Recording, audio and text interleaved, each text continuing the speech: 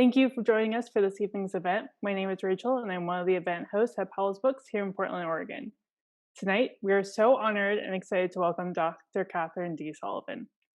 Dr. Sullivan is a retired NASA astronaut, former Undersecretary of Commerce for Oceans and Atmosphere, and Administrator of the National Oceanic and Atmospheric Administration, member of the National Academy of Engineering, and an inductee in the Astronaut Hall of Fame.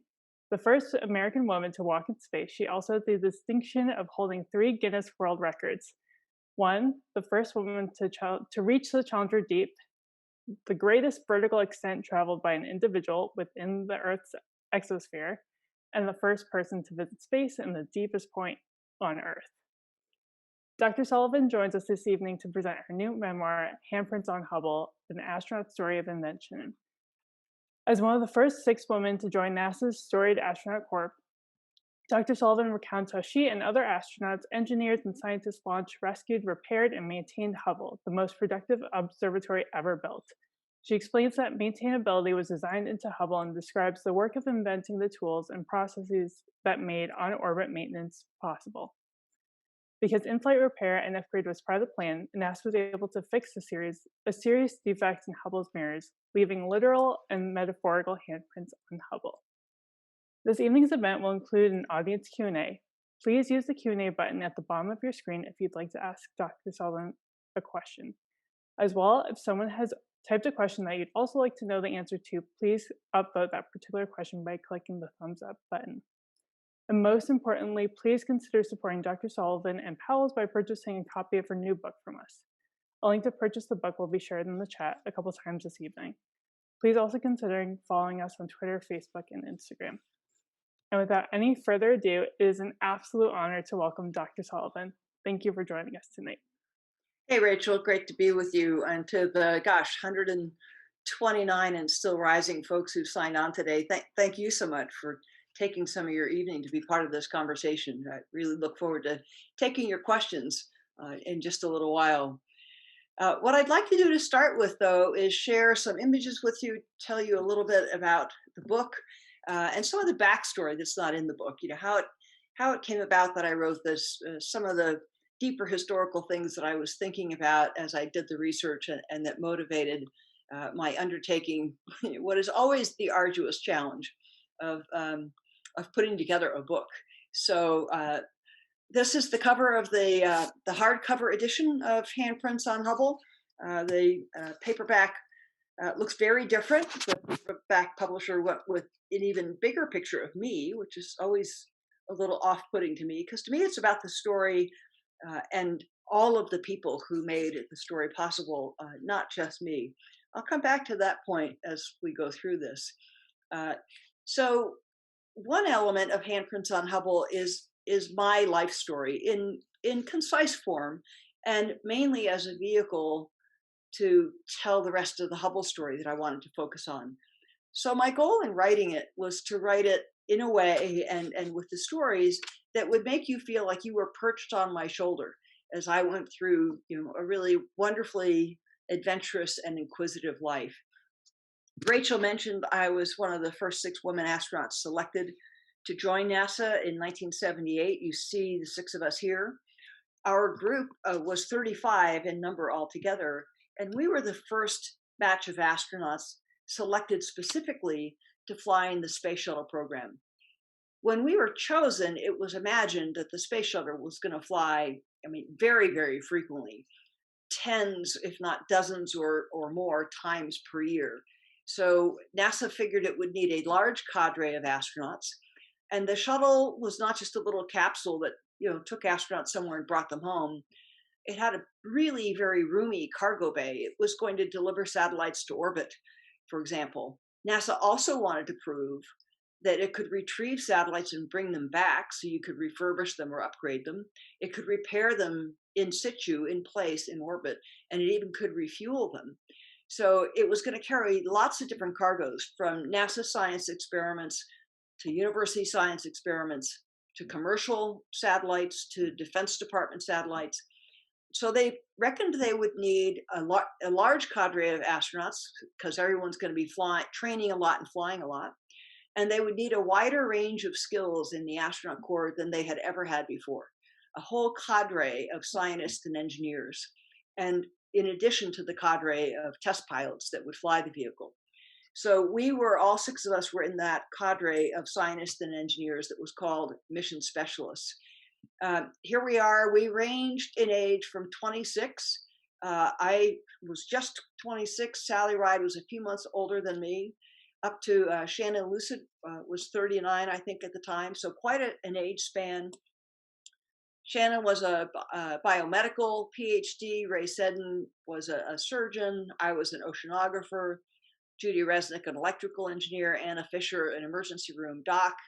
And Sally, of course, an astrophysicist. And here we were, two of us straight out of graduate school.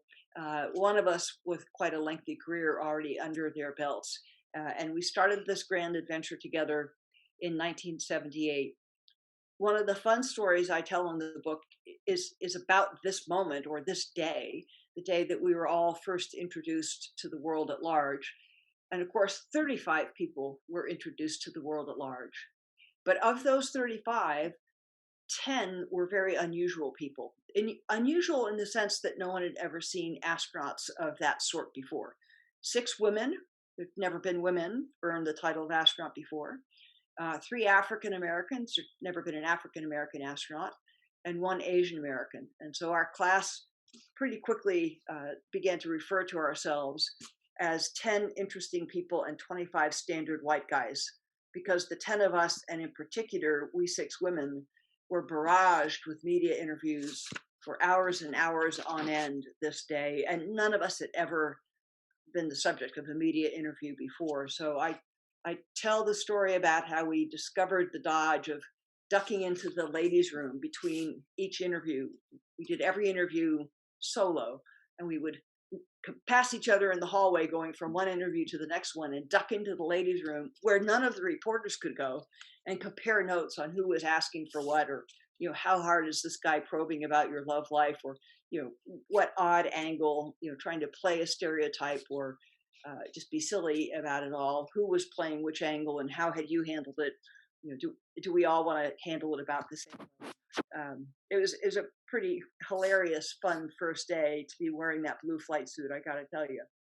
So this is June, well, this is actually February, thereabouts, 1978, and we all actually reported full-time as NASA astronaut candidates in June of that year.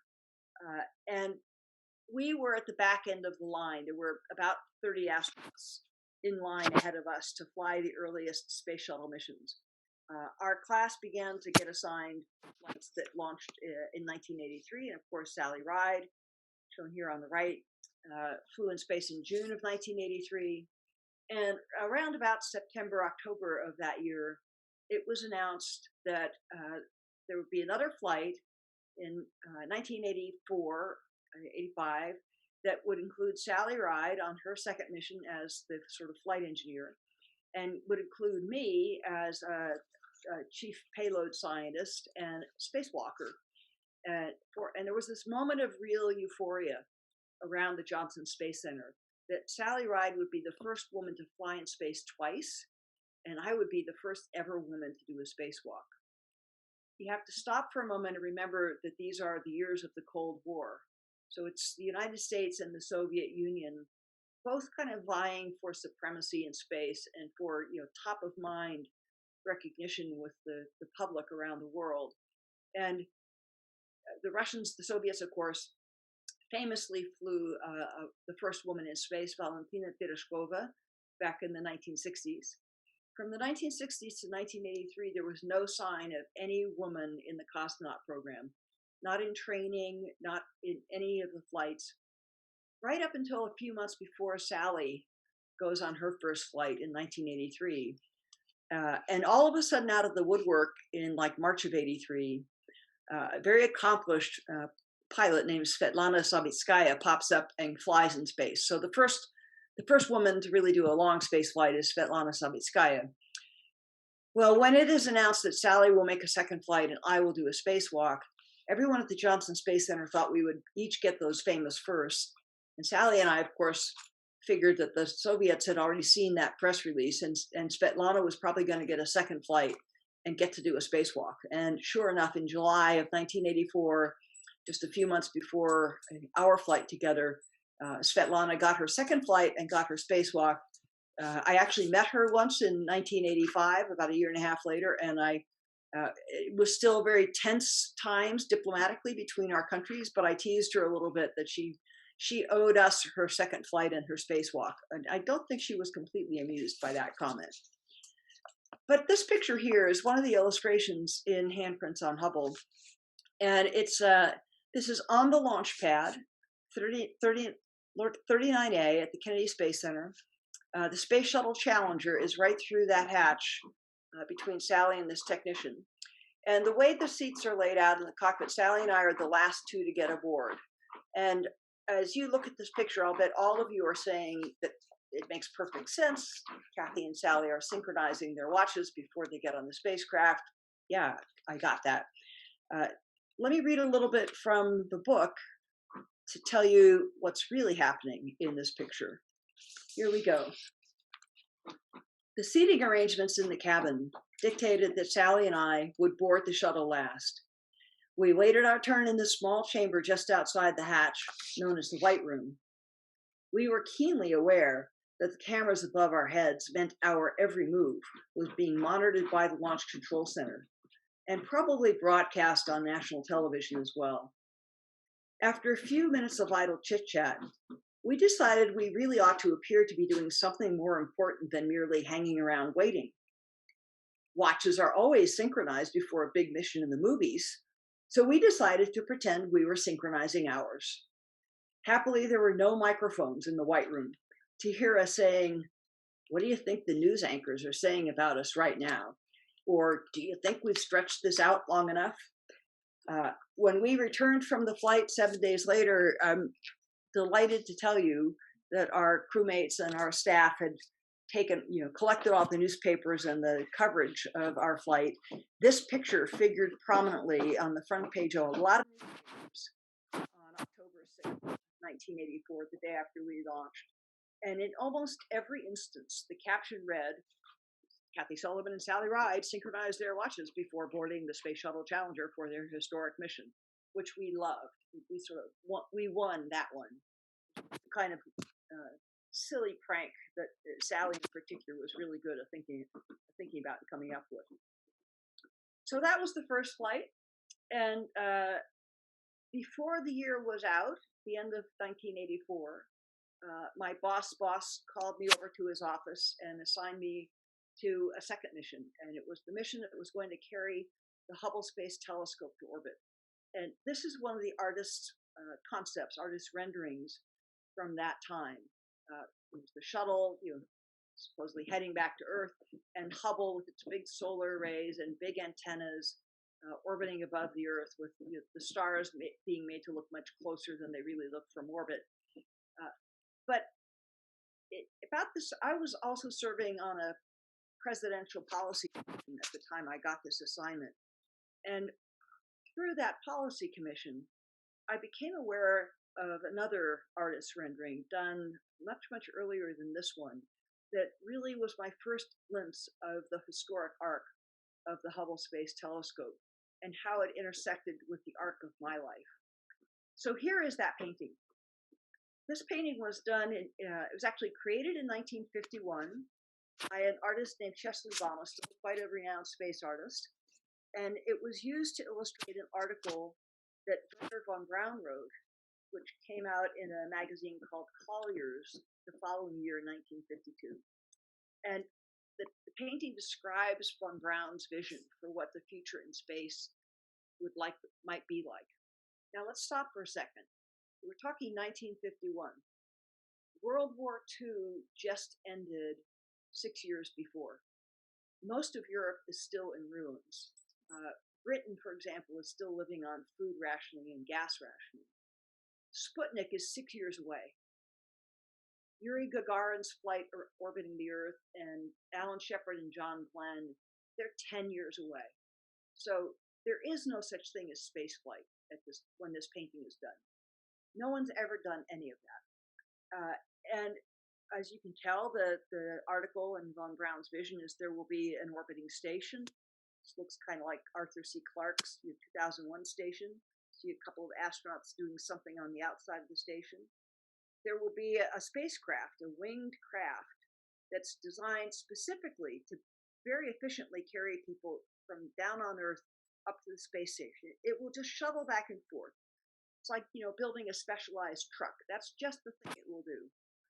And then there's this thing here, which is described in the article as a telescope, because one thing this shuttle can do is deliver larger objects into orbit where they're designed to operate. And this is a telescope that will never be bothered by clouds, never be bothered by atmospheric turbulence.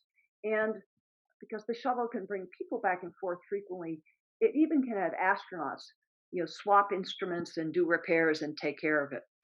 And when I encountered this painting in the course of our policy commission work, it floored me. This painting was done in the year I was born. And I encountered it at the age of 34. And no one ever done any of this when I was born. This is completely vision and imagination. I'm 34 years old. This thing now exists. It turns out to have, it's white and a different wing shape. It's called a space shuttle, but this exists and I have flown in it. And this telescope, it actually exists. It's being built. It's almost completely built out in California. And I'm going to be on the crew that actually delivers it to orbit. And there is already on the drawing boards a plan for a space station. It's not going to be looking around like this one. It's going to be, a truss and girder structure. But it was stunning to me to realize how visionary and how creative engineers had been back before I was born, and also to realize what spectacular visions had become true. They were reality in the span of 34 years of an American's life. That's 1/3 of a human life. This stuff was becoming real, and I was now a part of it, no longer the little girl who read about this in magazines and watched it on television. I was now part of the team that was making all this stuff happen. And it was just an absolutely stunning, and that core idea of how far ahead engineers and scientists envision possibilities and then how they make them come to fruition, that's a thread that I also explore in Handprints on Hubble. So we'll hop ahead here.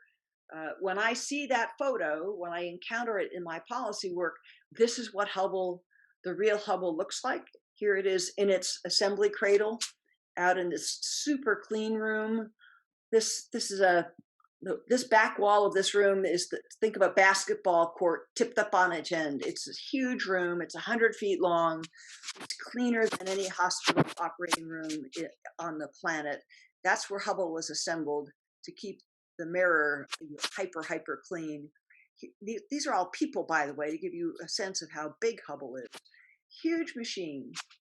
And on the right, another artist's concept that just illustrates how cleverly the engineers that designed Hubble thought ahead about, well, how do you make it possible for astronauts in bulky spacesuits to pull out and replace or repair stuff that might go wrong on Hubble? And in a nutshell, the answer is you put it in easy to get at kitchen cabinets that wrap around the outside of the telescope. You set it up so you never have to take out something that's still working to get out something that's broken. So put everything sort of front and center, easy to open doors, as much as possible use the same nut or bolt or screw, so you don't need gazillion tools. A few tools will do. And also so that people can practice on a few things and get really good at them. They don't have to practice on a zillion things. But this diagram also gives you a sense of just how many components, how many units were on the list to be able to repair and replace. This gadget here and that one here are about the size of baby grand pianos. And they're some of the most important cameras. They are the cameras on Hubble.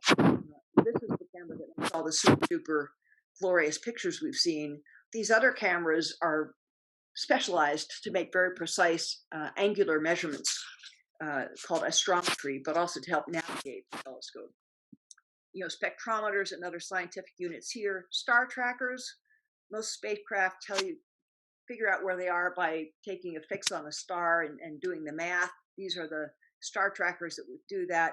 Gyros that hold it steady and let it move around. Batteries. The very long list of things that, in theory, could be repaired or replaced on Hubble.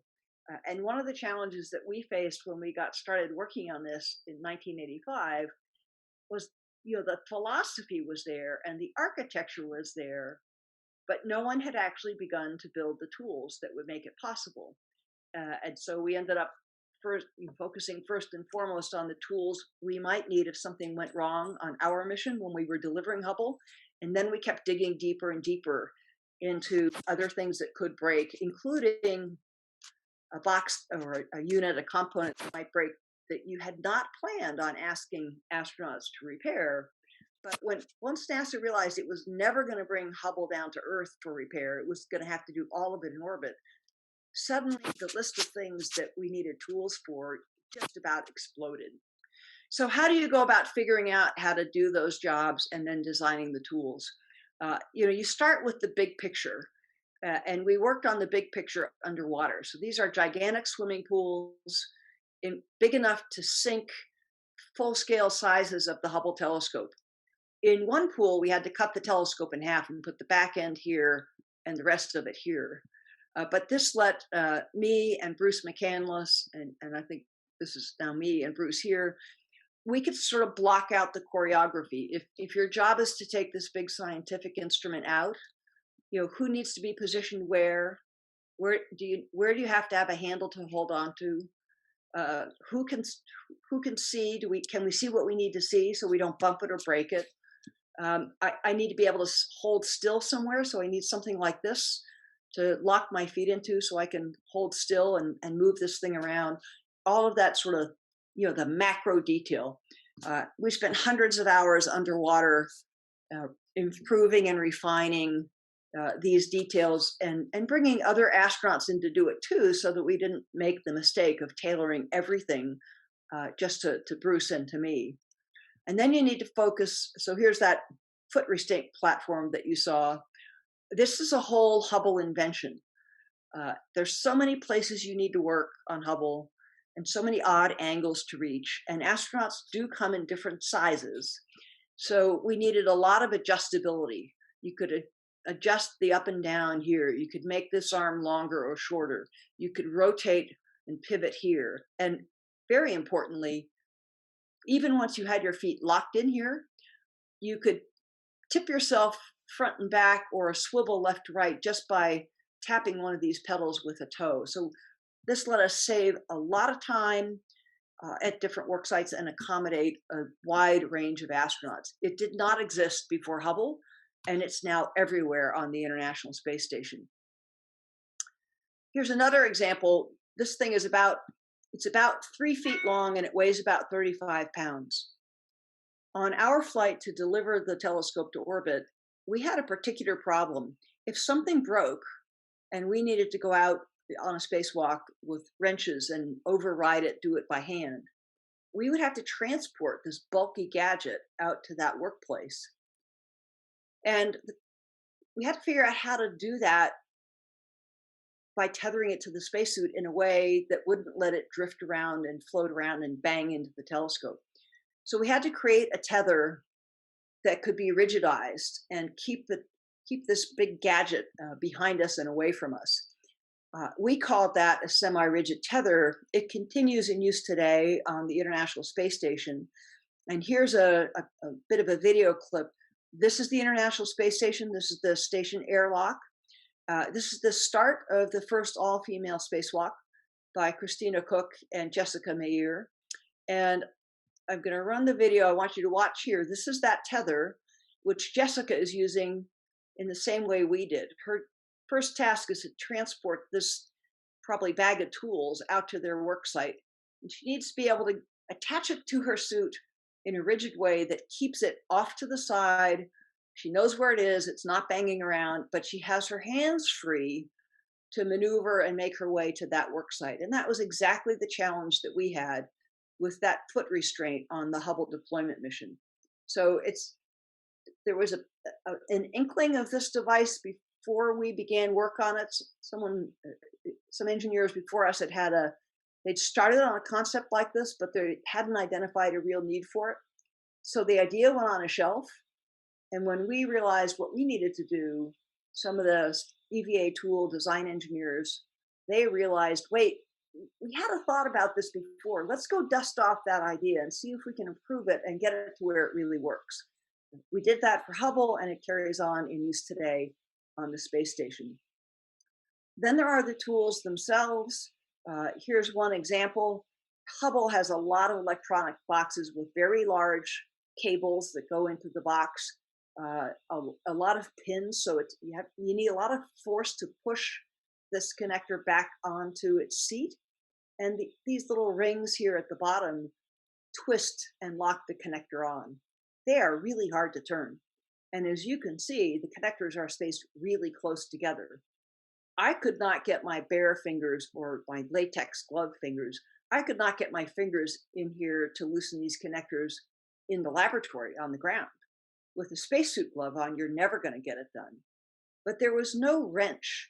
There was no pliers or wrench at Home Depot and no wrench in the EVA toolkit that had fingers narrow enough to fit in here and could apply enough force to both loosen these connectors to take them off and then tighten them again when you're done.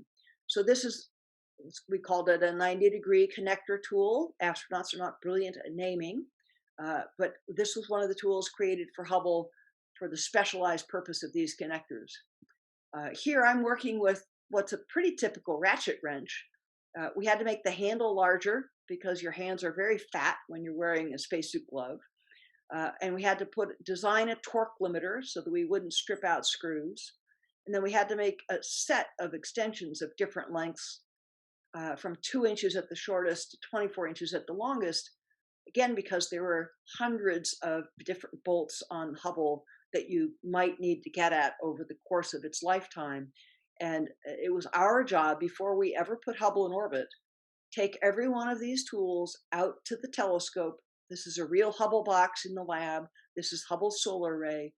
Take every single tool and every single fitting out to Hubble in the laboratory and prove it, check it, test it, verify it on every connector and every bolt, so that when the time comes for spacewalkers to go out and actually do a repair, the one thing they don't have to ever worry about is the tool they have in their hand fits where they expect it to fit, and it will work as they expect it to work.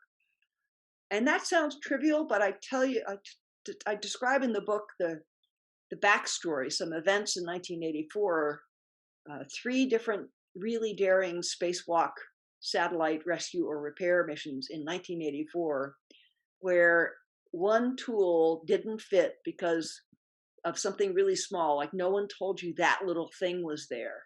I mean, tiny little misses, tiny little omissions that just about cost the mission. And we knew we could never let that happen with Hubble. So 5 years worth of work, we're finally closing in on a launch date. The first cool thing that tells you you're closing in on a launch date is you get to design your mission patch.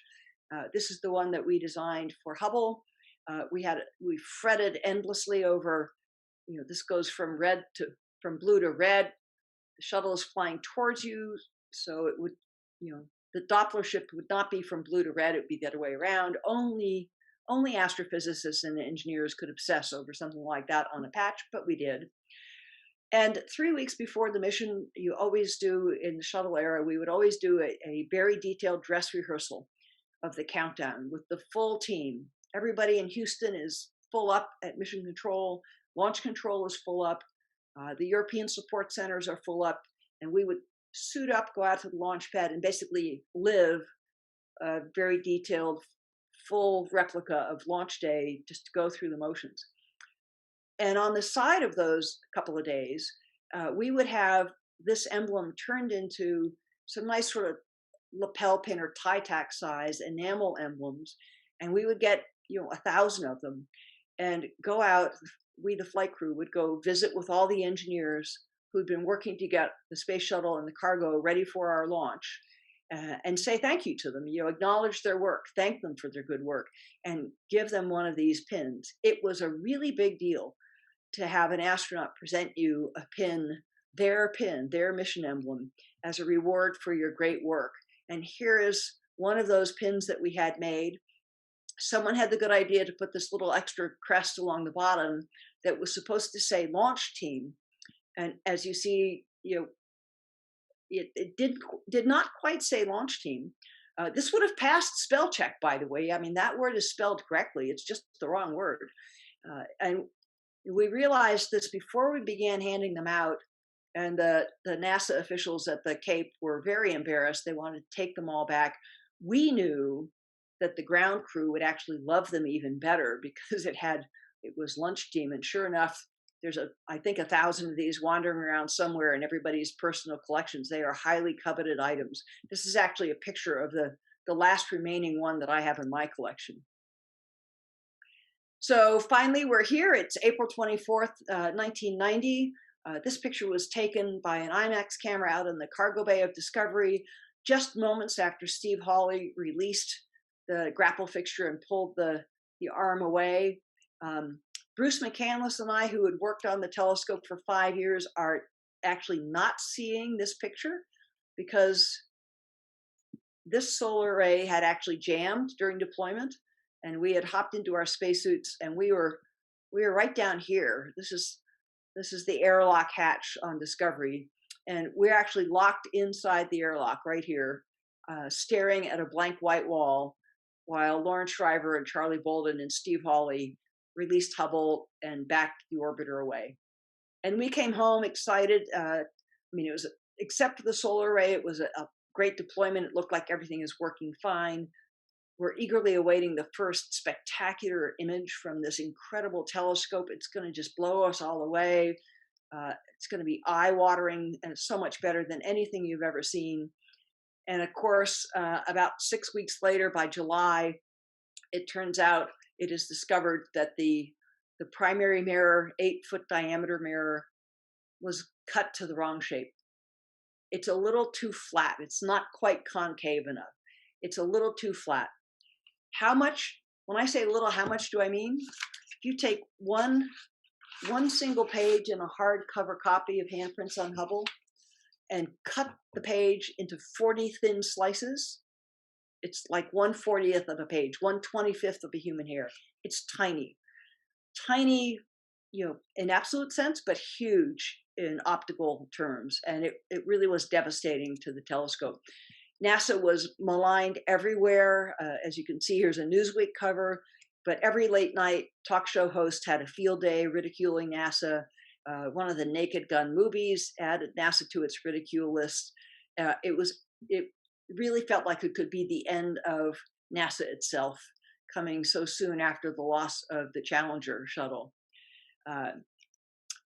Now is when all the work that we had done and the foresight of the engineers really paid a big dividend, as Rachel alluded to, because that architecture that made it possible to get at boxes and take them out and replace them, and the toolkit that you knew would work because we had already used it on the Hubble, that was the raw material to put together a repair flight. And here's the crew emblem for what I call the Hubble rescue mission that launched in December of 1993. And here you see Jeff Hoffman. He's in the foot restraint, being driven around like cherry picker fashion on the end of the robotic arm. Here's a bunch of the tools that we helped design and others that they created along the way, dangling and drifting off his tether. Story Musgrave down here getting some of the new equipment. All this gold stuff is the new equipment that was being carried up. They replaced the solar array that had messed up on our flight. They took that off, and Kathy Thornton threw it away, jettisoned it, put a new one on, and took out one of the scientific instruments and put into its place optical correction. Basically, think about eyeglasses. There was a tiny silver lining in the mistake that the mirror guys had made. They had screwed up, but they had screwed up very precisely. And so the astronomers were able to calculate mathematically exactly the optical correction that would restore Hubble's sight, very much the way your eye doctor does. In the case of Hubble, instead of using a transparent lens, device used mirrors, but the effect was the same. So here's what the M100 galaxy looked like with the wide field planetary camera on Hubble before the optical correction. And here's what that same image looked like after the correction. This is how Hubble, in its origin in 1990, was supposed to be able to perform. So blurry vision to just what had always been promised. But the bigger story here is not just that you could fix the first flaw. It's that this maintenance capacity let you continually upgrade the equipment on Hubble. You could take out old computers and put in higher speed, better memory, faster, more reliable ones. You could swap batteries for better capacity. You could swap solar rays. So you had less solar ray area would produce more electricity. Gyroscopes could be replaced when they wore out. And scientific instruments, as detectors improved, as electronics and microcircuits improved, you could keep the scientific equipment on Hubble right up at the cutting edge of science. And so here's a more recent image from the latest version of that wide field camera. You can see how exquisitely detailed the image is here, the detail you're seeing in the spiral arms, the gas clouds. I mean, just spectacular even compared to Hubble original. And one of my favorite images of all time, this is what was used as the backdrop for the hardback cover. This is known as the Hubble Deep Field. This is the image you get when you take a tiny piece of the night sky that astronomers always thought was empty. If you look at it with the naked eye or even with a ground-based telescope, it just looks like there's nothing there. When you let Hubble stare at it for a very long time, this is what you see in that tiny dark bit of sky. And what is stunning to me about this picture is, I mean, you see all these bright things, you say, wow, a lot of stars. No, that's a star and that's a star. But every other dot of light in this image is a galaxy. Look at the spiral galaxy. That's another Milky Way. That's another Milky Way. That's another Milky Way. Every other point of light is another spectacular Milky Way in a part of the sky we always thought was dark. And that this image and just it's what really brings home to me how completely Hubble has transformed and blown away our earlier understanding of this universe that we live in. It truly is an extraordinary observatory. So why did I call the book Handprints on Hubble? And again, Rachel alluded to this in her introduction. These engineers we worked with that helped design the tools and make all this servicing possible, you've never heard their names. They're never mentioned. They're one of the many thousands of unnamed and invisible people. Every space flight has hundreds, if not thousands, of hidden figures, people who were indispensable to its success that you've never heard of. And I, frankly, have always kind of felt like that on Hubble because the astronauts that did the spectacular repair spacewalks, much more dramatic visuals and much more televised and focused on really than our deployment mission was in 1990. But I've always felt like I metaphorically, I can claim an imprint, a handprint on Hubble, and help make it happen. And I learned as I was researching the book, I really didn't know this, that there are actual visible handprints on Hubble. You see some of them here. These scuff marks are where somebody's glove on one of those 5 repair missions touched that super shiny outer silver skin and scuffed it just enough that the atomic oxygen bombardment and the harsh environment of space made that little touch point weather a bit differently. So John Grunsfeld took this picture, like his last view of Hubble as he was climbing off the telescope on the final servicing mission. So let me read a little bit to you here, just a closing, about how I write about this image. That silver skin sparkles much less than it did on the day I first saw Hubble back in April 1985. Much of the decay is due simply to the harsh environment of space. All satellites weather as they're bombarded constantly by micrometeoroids, bits of space debris, intense radiation, and the charged particles in the solar wind. Hubble is alone among satellites in being affected by another weathering force, human contact. As they went about their vital tasks, the spacewalking astronauts who maintained the telescope left their fingerprints on its outer skin. These visible handprints are like the tip of an iceberg, dramatic hints of a larger mass that lies out of sight. To me, they symbolize the countless earthbound hands that designed maintainability into the telescope, built the tools and equipment needed to make on-orbit servicing a reality, trained the flight crews, and worked each mission as tirelessly as the astronauts themselves. Each of these unsung people can rightly claim to also have left their handprints on Hubble. And these are the unsung people that Bruce McCandless and I worked with from 1985 to 1990 to make Hubble servicing a reality. And this one, Ron Sheffield, and this one, Brian Woodworth, and this one, Peter Leung, they morphed their career. They modified their career path to remain with Hubble through every one of the Hubble servicing missions. And if you ever meet another astronaut who did one of the spacewalks on Hubble servicing, you ask them who really helped make it happen, and they will name these three gentlemen. They are truly the hidden figures of Hubble. So with that, let me go back to the cover. I'm sure you guys will have the link in the chat, so I'll stop the screen share here, I hope, and go back to our normal Zoom. There we are.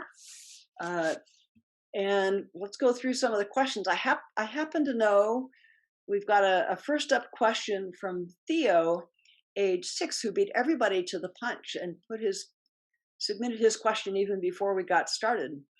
Theo asks, what was it like to ride on the space shuttle, especially since it's not in operation anymore? And then also, what was the EVA like? Getting into orbit, you basically have to ride a bomb to get into orbit. And the space shuttle looked like an airplane, but it was strapped to solid rocket boosters and a huge fuel tank. So it's like being embedded in an earthquake. It's you're just carried along this gigantic ball of energy. And it really is like it is riding an explosion. I suspect the same is true even if you're launching on a Soyuz rocket, although I didn't have that experience. In contrast, spacewalks are very difficult things to do, and they are among the riskiest things that astronauts do, because a spacesuit really is your own personal spaceship. You're becoming pilot in command of your own spaceship. Happens to be shaped like your body, but that's really what you are doing. And so, it's a high concentration, high stakes moment. But moving around in microgravity is just an amazing experience. And to be outside the spacecraft and, see, spectacular arc of the Earth without a window frame, just through your whole large visor it's really something else. One of my favorite memories is seeing looking down between the toes of my boots and seeing a part of Venezuela slide by between my feet. I felt like I was kind of hanging off a tree limb, but it was really a great sight. Betty has asked what I think about the collapse of the Arecibo Observatory. It's an unfortunate loss, but with the Goldstone antenna facility out in California, and now when Arecibo was built, it was the largest telescope aperture that anywhere on the planet. But now we've got Arecibo and the Very Large Array and the Atacama Desert. There are a number of large aperture telescopes. They're done differently now because you can connect multiple small antennas together electronically. You don't have to make an actual physical big one.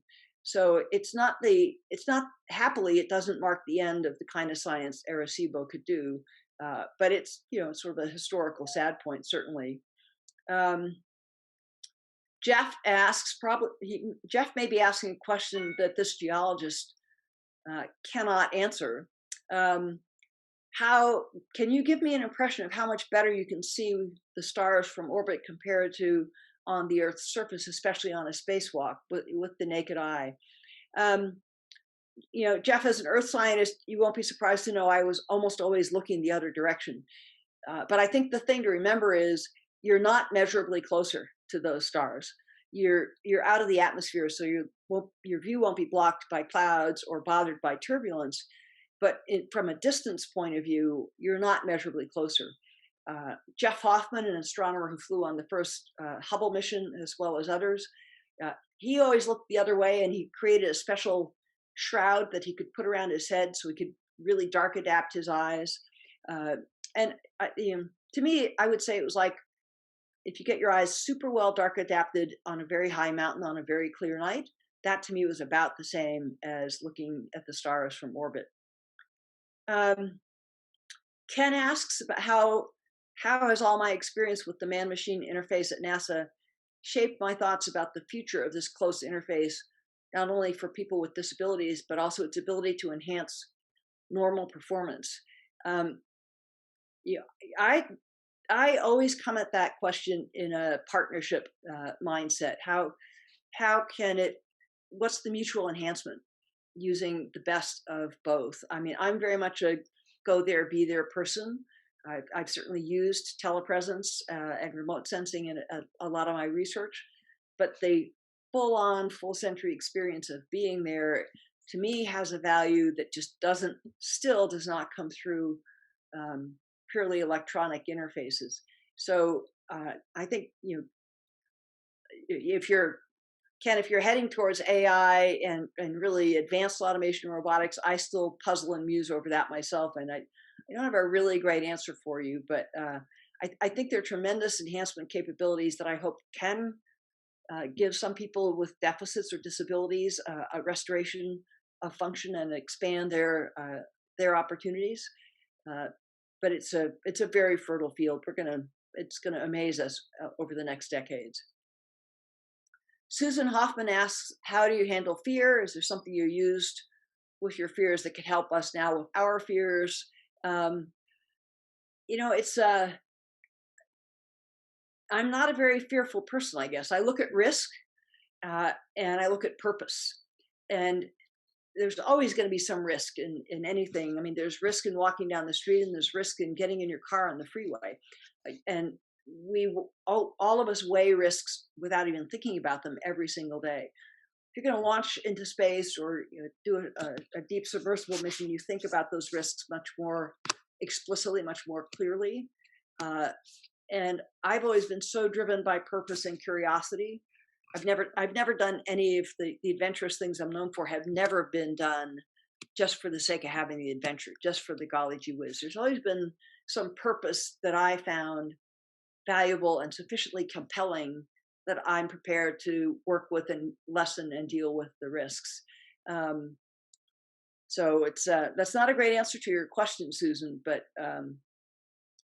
I found these experiences fascinating and compelling, and really not frightening. Peter asks how I would compare Hubble with the pending James Webb Telescope. I can't give you a great astronomical answer on that, Peter. Webb will be positioned about 1 million miles from Earth at the Lagrange point. So obviously it's basically not set to be designed, maintainable or upgradable by repair. There's one caveat to that. And because it's so out of pocket, the testing regime has been very, very different than what was done on Hubble. And in fact, the Hubble testing regime informed that. So NASA's been cognizant of the fact that Webb needs to have a very long life, and you won't be able to achieve that like you did with Hubble by sending people up there to fix it. So they've worked on the redundancy and the testing very rigorously for that. The one way they've hedged the bets is they did put a fixture on the back of Webb that if a robotic servicing capability comes into existence, at least in principle, you could go grab Webb. Would that be to bring it back to Earth accessible orbit or service it in situ? That detail's not been thought out. I think, to me, the key thing about Webb, as I understand it, is the fact that the detector will be so cold that it will open up domains of astronomy, especially in the infrared, that have not been accessible with Hubble. Hubble is great for ultraviolet, which you can't do from a mountaintop, and it's good in the optical, and it can get a bit into the near infrared. But further into the infrared, you have to get the detectors really cold so that you're able to get rid of the thermal noise of the detector itself and actually measure the signal from the star or the galaxy. Adrian asks if I think science fiction writers influenced the Hubble designers or vice versa. My take on the history is that it was more visionary engineers and scientists. I mean, Hermann Oberth back in 1929, I think it was, an astronomer. He imagined a telescope above the Earth's atmosphere, as any astronomer would do who'd ever gone to a mountaintop and been clouded out for 2 weeks straight. Of course, you would dream about getting a telescope above the clouds where you wouldn't have that problem anymore. There was nothing like the engineering capacity in 1929 to make that a reality. But that sort of fantasy idea, I guess you'd say, I'm sure inspired other astronomers along the way knew about it. Lyman Spitzer in 1946 is actually writing a report coming out of World War II. He's writing a report that's going to go to the White House that answers the following question. We have this big scientific establishment and enterprise that we built to win the war, and it worked. We won the war. What do we do with it now? Do we disband it? Do we apply it to other problems? What do we do with this huge scientific capacity? And one of the things Lyman Spitzer suggested was to use the engineering capacity to now move sciences off the Earth, and particularly astronomy, and particularly ultraviolet, because you can't do ultraviolet astronomy on the ground. Our atmosphere is opaque to ultraviolet. It won't let it through. So 1946, the idea comes back to life. It takes about another 20 years for the engineering to be mature enough that it looks feasible, and about another 20 years to make it happen. So my take is it was the vision of scientists and engineers. Maybe science fiction inspired their dreams, but that seems to be the story arc for me. Trisha asks if I was a daredevil when I was a kid or a brain in school. I wouldn't say I was ever a daredevil. I was certainly a tomboy, and I was fearless about trying things that were new to me, but I was not a daredevil and sort of trying clearly stupid things or just unattuned to risk. And again, I tried things I was curious about. I never tried things just for thrill. So I was definitely one of the brainiacs in school, very, very active. So liked sports. I liked sports. I liked doing things, and I liked learning things. That was the essence of me. An anonymous attendee asks how my oceanography background factored into my NASA role, and whether I work in oceanography now. No one ever tells you what all the factors were that led to you being selected as an astronaut, but I strongly suspect that the fact that I had been doing geology field expeditions and oceanographic expeditions since my first years of college played a strong role in that. It gives very practical grounding in how do you plan something complicated, how do you think through all the equipment and the operations that you'll need to carry out. And then when stuff doesn't go the way you planned, because it never goes the way you planned, how do you adapt to that? How do you react to that and still succeed at what you set out to do? I had done a lot of that by the time I applied to NASA, and I think that probably was a proof point. It was evidence that I've got the kind of operational and adaptive capability that they were looking for, as well as my science background. And do I still do oceanography now? Well, you can see what I'm wearing. I left NASA after 15 years and spent in 2 different periods of time at almost the same amount of time at NOAA, the National Oceanic and Atmospheric Administration, including a 4-year stint as the head of the agency from 2013 to 2017. And then kind of famously, I just went back out to sea in June of this year in the Western Pacific with a gentleman named Victor Vescovo on a Ring of Fire expedition, and dove with him in a 2-person submersible to the Challenger Deep, the deepest point in the world's ocean. 8-year-old Vivian asks what I think the coolest thing I saw in space is. That's an easy answer, Vivian. For me, the Earth is the coolest thing I saw in space. And one of the coolest moments of looking at the Earth from orbit, two come to mind. One is we were looking at the aurora over the southern hemisphere, and we actually flew. The aurora usually looks like some big glowing green curtain that's maybe far off in the distance. We were kind of above the aurora and actually flew right through the curtain, and that was pretty cool. And then another time, we were flying over the daylit portion of the Earth, and our orbit passed into the night side. And I just had a spare moment. I was looking out the window, and you actually can see a line. This side of the Earth is daylight. This side of the Earth is night. And we crossed on the ground, crossed over that line. But our space shuttle was so high up that we still were bathed in full sunlight. And it dawned on me as I looked down at the dark Earth below me, there might be a little girl down there right now who's pointing up at the sky and saying, "Look, mommy, a satellite." And she's looking at us going by and pointing at me. And that was a really kind of cool, mind bending moment. Kristen asks why the shuttle wasn't used as frequently as originally planned. Kristen, in a nutshell, the model for how frequently it would be used was kind of like it'll be an airline, it'll be a 727, or it'll be like your personal car, easy to hop in and drive. But the way it was designed, let me stick with the car. The way it was designed was more like a top fuel racer. It was a very exotic design. It needed a lot of artisanal care and feeding between one flight and the next. So you couldn't, land on Wednesday and launch it again on Friday. You could land on Wednesday and launch it in 6 or 8 months. So it basically, it was pushing the design envelope and pushing the performance envelope so hard that it needed a lot of special care and feeding, and all of that was very expensive. So it could not be turned around as frequently as you would imagine turning around an airliner, and it was costing a lot more to do it. Another anonymous attendee asks if I knew or met Nichelle Nichols. I did have a delightful chance to meet her one time in the, I think it was late 80s at a White House event. She was absolutely delightful. And I also got to meet Captain Janeway, another famous Star Trek figure, at a White House event in the 90s. Emma has asked if I would describe some of the differences and similarities between going into orbit and going into the deep sea.